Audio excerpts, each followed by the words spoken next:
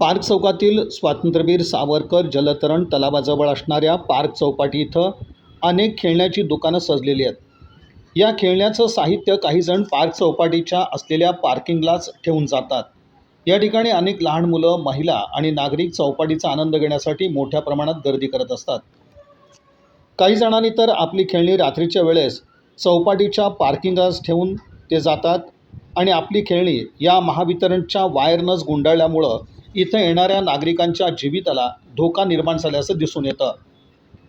या भागातील अनेक नागरिकांनी याबद्दल महानगरपालिका महावितरण अधिकाऱ्यांना कळवलं असता अद्यापही या मंडळींवर कोणतीही कारवाई झालेली नाही.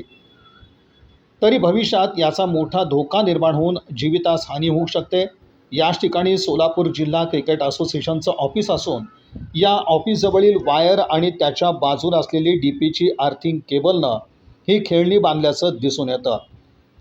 या संदर्भात त्वरित कारवाई व्हावी अशी मागणी नागरिकातून होती.